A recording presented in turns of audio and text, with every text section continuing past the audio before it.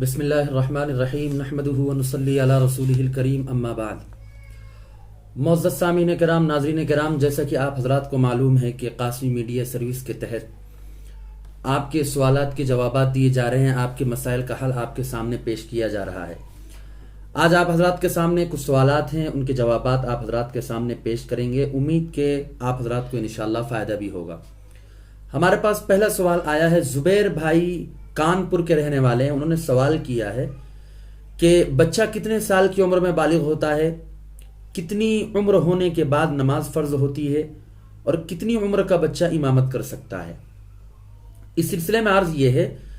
کہ لڑکا ہے اگر 12 سال کی عمر میں اس کو احتلام ہوتا ہے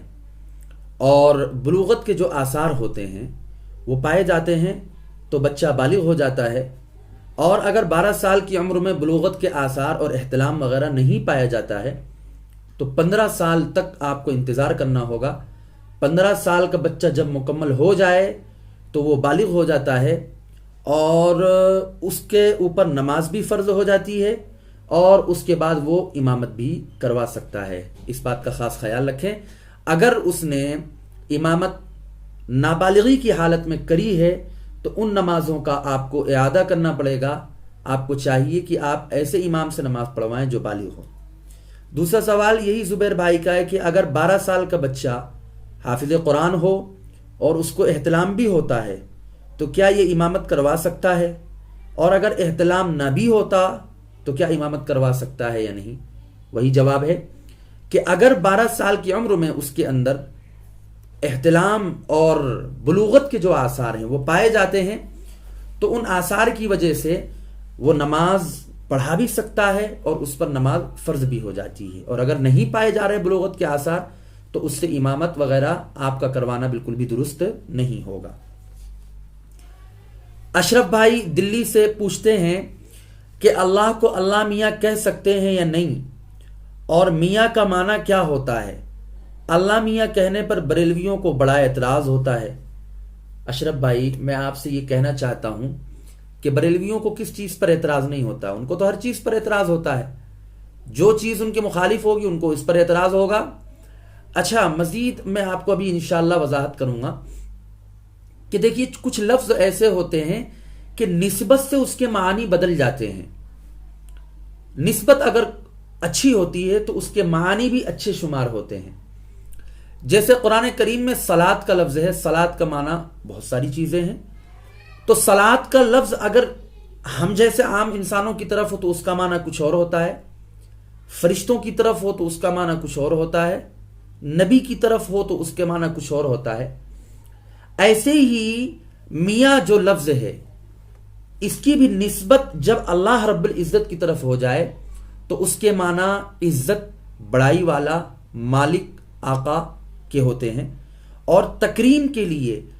عزت کے لیے ہم یہ لفظ استعمال کرتے ہیں جب اللہ رب العزت کے ساتھ یہ لفظ میاں ہم استعمال کرتے ہیں۔ اس لیے بریلوی کو یہ کہنا کہ یہ لفظ جو ہے استعمال نہیں کرنا چاہیے، وہ بالکل سراسر غلط بات ہے۔ ہم آپ کو بتاتے ہیں، بریلویوں کے جو اعلیٰ حضرت ہیں، ان کے ابا حضور جو تھے نقی علی خان صاحب، انہوں نے اپنی کتاب میں باقاعدہ میاں کا لفظ اللہ کے لیے بھی استعمال کیا ہے۔ تو اگر اللہ میاں کا لفظ استعمال کرنا یہ غلط ہے اور بریلویوں کو بڑا اعتراض ہوتا ہے اس پر، تو ان کو چاہیے کہ یہ اعتراض وہ اپنے اعلیٰ حضرت جو ان کے دادا جان لگیں گے، نقی علی خان صاحب اعلیٰ حضرت کے والد لگیں گے اور بریلویوں کے دادا جان لگیں گے، ان کو چاہیے کہ وہ ان کے اوپر بھی کفر وغیرہ، گستاخی وغیرہ کا فتویٰ لگائیں، کیونکہ بریلویوں کے ہاں تو سستا ہے فتووں کا بھاؤ، فتوے تو ان کے ہاں ایسے ہی مل جاتے ہیں۔ اس لیے آپ کو چاہیے کہ یہ اللہ کے ساتھ اگر اللہ میاں کا لفظ استعمال ہو رہا ہے تو یہ کوئی برائی کی چیز نہیں ہے۔ اس کی وجہ یہ ہے کہ لفظ کا استعمال نسبت سے بدل جاتا ہے۔ اگر اس کی نسبت کسی اور جانب ہو رہی، کسی معزز شخص کی جانب ہو رہی تو اس کا معنی کچھ اور ہوگا، اور اگر کسی اور کی جانب ہو رہی تو اس کا معنی کچھ اور ہوگا، اور اس کا میں نے آپ کو ایک اگزامپل بھی دیا تھا صلاۃ کے لفظ سے۔ انس بھائی بہرائچ سے پوچھتے ہیں، السلام علیکم ورحمۃ اللہ وبرکاتہ، حضرت جمعے میں خطبہ شروع ہو چکا ہو اور ہم اس دوران پہنچے ہوں تو کیا سنت پڑھ سکتے ہیں؟ جی انس بھائی، دیکھیے پہلے تو یہ کوشش کریں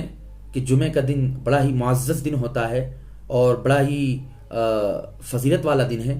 کم سے کم جمعے کے دن تو کوشش یہ کرنا چاہیے کہ ہم نہا دھو کر جلدی سے فارغ ہو کر اللہ رب العزت کی مسجد کا رخ کریں اور مسجد میں پہنچے پہلے ہی، تاکہ جو تقریر وغیرہ ہوتی ہے اس کو بھی سنیں اور سنت وغیرہ جو ہیں اس کو بھی پڑھیں۔ لیکن اگر کوئی وجہ سے، کسی مجبوری کی وجہ سے نہیں پہنچ پاتے ہیں اور خطبہ شروع ہوتا ہے اس وقت پہنچتے ہیں، تو اس وقت سنت نہیں پڑھا جائے گا، سنت کو مؤخر کیا جائے گا، پہلے خطبہ کو سنا جائے گا۔ کیوں؟ اس لیے کہ خطبے کا سننا واجب ہے، اور وہ جو نماز آپ پڑھ رہے ہیں وہ سنت ہے، واجب سنت سے افضل ہوتا ہے، اس لیے پہلے خطبے کو سنیں اور سنت آپ بعد میں پڑھیں گے۔ علی خان بھائی کھجرانہ اندور سے پوچھتے ہیں، گوگل پے، فون پے اور پے ٹی ایم سے جو کیش بیک ملتا ہے اس کا کیا حکم ہے؟ یہ سوال کئی مرتبہ ہم سے ہو چکا ہے اور کئی مرتبہ ہم جواب دے چکے ہیں کہ کیش بیک اگر کمپنی آپ کو جو دیتی ہے وہ کیش بیک آپ کے لیے انعام ہے، آپ جو اس کا ایپ یوز کر رہے ہیں اور اس کا جو استعمال کر رہے ہیں، کمپنی اسی کے لیے آپ کو اعزاز دیتی ہے اور آپ کا اکرام کرتی ہے اور اس کے لیے وہ کیش بیک دیتی ہے۔ کبھی 1 روپیہ مل جاتا ہے، کبھی زیادہ ٹرانسفر ہو تو زیادہ پیسے مل جاتے ہیں، تو یہ رقم جو ملتی ہے یہ رقم بطور انعام کے ہے، اس کا استعمال کرنا جائز اور درست ہے، اور یہ جو ملتا ہے اس کو بھی ہم استعمال کر سکتے ہیں۔ کیش بیک کمپنی ہمیں دے رہی تو بالکل استعمال کیجیے۔ مفتی عبدالرحیم صاحب آزاد نگر سے پوچھتے ہیں کہ مسجد کی آمدنی سے مسجد کے دیگر املاک، دکان ہے، مکان وغیرہ کی تعمیر و توسیع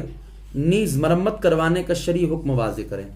مفتی صاحب غالباً اس کا جواب آپ کو دیا جا چکا ہے، لیکن یہاں ہم لوگوں کے سامنے مزید وضاحت کر دیتے ہیں تاکہ لوگوں کا بھی فائدہ ہو جائے۔ آپ تو ماشاءاللہ مفتی ہے ہی ہیں۔ ہم یہ عرض کرتے ہیں کہ مسجد کی دکان مکان سے مراد یہ کہ جیسے امام صاحب کا کمرہ وغیرہ بنانا ہو، امام صاحب کا مکان بنانا ہو، کوئی چیز ایسی ہو جو مسجد کی ضروریات میں سے ہو، تو یقیناً اس کی مرمت کروانا اور اس کے مسجد کی آمدنی سے جو پیسہ آ رہا ہے اس میں لگانا بالکل جائز اور درست ہے، یہ کوئی بری چیز نہیں ہے۔ اور اس طرح کرنا چاہیے کہ جو مسجد کی جو ملحقات ہیں، جو مسجد کی ضروریات میں سے ہیں، جو مسجد کے ساتھ لگے ہوئے ہیں، امام صاحب کا کمرہ وغیرہ ہو گیا، دکان وغیرہ ہو گئی جن سے مسجد کی آمدنی وغیرہ بھی ہوتی ہے، اس میں اگر کچھ پیسہ وغیرہ مرمت کروا دی جائے تو بالکل جائز اور درست ہے، لیکن ہمیں چاہیے کہ ہم احتیاط کریں، مسجد کی بھی دکان اور مکان جو ہیں اس کو مسجد ہی کے لیے استعمال کریں، کسی اور چیز کے لیے استعمال نہ کریں۔ ایک صاحب پوچھتے ہیں کہ کیا عورت بچے کے کان میں اذان دے سکتی ہے یا نہیں دے سکتی ہے؟ جی ہاں، بالکل دے سکتی ہے۔ سلسلے میں عرض یہ ہے کہ اذان جو ہوتی ہے 2 طرح کی ہوتی، ایک تو وہ اذان ہوتی جو مؤذن صاحب اذان دیتے ہیں، وہ تو نماز کے لیے، ایک مخصوص چیز کے لیے، ایک مخصوص نماز کے لیے آپ کو 5 وقت میں مؤذن صاحب آپ کو بلاتے ہیں کہ آئیے نماز کی طرف، آئیے مسجد کی طرف، وہ ایک الگ چیز ہے۔ لیکن یہ جو اذان دی جاتی ہے، یہ اذان بطور تبرع اور دعا اور تبرک کے لیے دی جاتی ہے، اس لیے اگر مرد ہوں تو ٹھیک ہے، اگر مرد نہیں ہے تو پھر عورت بھی دے سکتی ہے، لیکن شرط یہ ہے کہ وہ حیض اور نفاس کی حالت میں نہ ہو، حالت حیض اور نفاس میں نہ ہو، پاک عورت ہے اگر تو بالکل وہ اذان دے سکتی ہے۔ فیروز بھائی بنگال سے پوچھتے ہیں کہ حالت حیض اور حالت نفاس میں عورت کا میت کو غسل دینا کیسا ہے؟ دیکھیے فیروز بھائی، جب میت کو غسل دینے کے لیے کوئی ایسی عورت، اگر لیڈیز کی میت ہو، لیڈیز کا انتقال ہوا ہو، عورت کا ہی انتقال ہوا ہو، اگر کوئی ایسی عورت موجود نہ ہو جو پاک ہو اور وہ غسل دے، اگر اس کا انتظام نہ ہو پائے تو بوجہ مجبوری کی حالت میں، حالت حیض اور نفاس کے اندر جو عورت ہے وہ بھی میت کو غسل دے سکتی ہے، اس کا غسل دینا جائز ہوگا، لیکن احتیاط برتنا چاہیے، کیونکہ آج کل کا تو موقع ایسا ہے کہ آپ کسی بھی شہر میں، کسی بھی بیابان میں ہو، کوئی نہ کوئی تو آپ کو ایسا مل ہی جائے گا جو پاکی کی حالت میں ہو، اور ماشاءاللہ جماعت والے کام کر رہے ہیں، جماعت والے تو ہر جگہ موجود رہتے ہی ہیں، اور عورتیں جو ہے ساری چیزیں اب تو سیکھ لیے ہیں، اس لیے ہمیں چاہیے کہ کسی ایسے عورت کا انتظام کر لیں جو پاکی کی حالت میں ہو۔ ایک صاحب سوال کرتے ہیں کہ موبائل فائننس پر لیتے وقت جو فائل چارج لیا جاتا ہے اس کا کیا حکم ہے؟ فائل چارج جو لیا جاتا ہے اس کا حکم یہ ہے کہ وہ بالکل ناجائز اور حرام ہے، اس کا لینا دینا بالکل بھی درست نہیں ہے۔ اس لیے کہ فائل چارج جو لیا جاتا ہے وہ ایک الگ رقم ہے، وہ آپ یہ مان کے چلیے کہ سود ہے اس کا، وہ کیوں لیا جا رہا ہے؟ جب کمپنی ہمیں موبائل دے رہی ہے، اولا تو لینا نہیں چاہیے فائننس پر موبائل، لیکن اگر فائننس پر موبائل لیا ہے تو موبائل تو کمپنی دے رہی ہے آپ کو، اس کی جو قیمت ہے 22,000 روپے، وہ 22,000 روپے آپ کو دے دیا، تو پھر مزید اس پر کیا کہتے ہیں یہ فائل چارج جو 700 روپے، 500 روپے، 1000 روپے کی شکل میں جو ہوتا ہے، یہ کیوں لی جا رہی بھائی؟ اس کی کیا وجہ ہے؟ ظاہر سی بات ہے کہ یہ کمپنی یا جو دکان والا لے رہا ہے یہ زائد رقم لے رہا ہے جو شرعاً سود کے حکم میں آتا ہے، کہ سود کہتے ہیں اسے کہ کمی اور زیادتی کے ساتھ کسی چیز کو لینا دینا، تو زیادتی ہو رہی ہے یہاں پر، آپ بلا وجہ یہ جو فائل چارج کے پیسے لے رہے ہیں اور اس کو پروسیس کا نام دے رہے ہیں کہ فائل کی پروسیسنگ ہوتی ہے اس کے ذریعے سے، ساری چیزیں قباحت سے خالی نہیں ہیں، اس میں سود کا احتمال ہے، اس لیے فائل چارج کا لینا اور دینا دونوں درست نہیں ہے۔ اللہ رب العزت سے دعا ہے کہ اللہ رب العزت ہمیں عمل کی توفیق نصیب فرمائے۔ والسلام علیکم ورحمۃ اللہ وبرکاتہ۔